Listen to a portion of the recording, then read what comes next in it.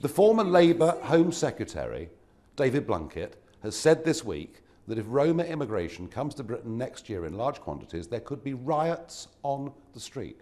That's a senior Labour politician using that language, not Ukip. I wouldn't dare say anything as strong as that. The point is, there is now recognition across the board that discussing immigration is not the territory of the far right. It is actually a responsible, reasonable political argument. And what we have done in this country in Ukip is we've eclipsed the BNP.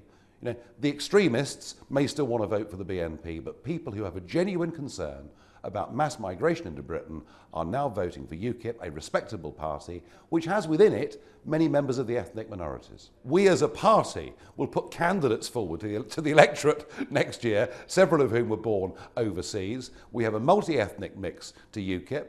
People have come to this country from all different backgrounds. My own family were political refugees from France 300 years ago, but we're here, we're British, we believe in this country, we believe in Parliament, we believe in democracy, and we don't want to be governed by Brussels or to have open borders to Eastern Europe.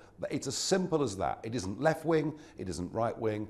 I would say it's plain common sense. There are going to be Eurosceptics on the far right, Eurosceptics where we are. There'll be Eurosceptics in the communist parties that go to the European Parliament next year. We don't intend to get into bed with any of them, but we may vote the same way. The left and right and the centre may come together and vote some way. And who knows, if there is a very big Eurosceptic contingent in the next European Parliament, we may just be able to slow and stop some of the legislation. But in reality, I gave up years ago on believing that the EU could be reformed. I don't want this country to be part of it. I want a quick, amicable divorce from it. The French National Front and us come from completely different political traditions and backgrounds. Our view is whatever Marine Le Pen is trying to do with the Front National, anti-Semitism is still embedded deeply in that party, and for that principled political reason, we're not going to work with them now or at any point in the future.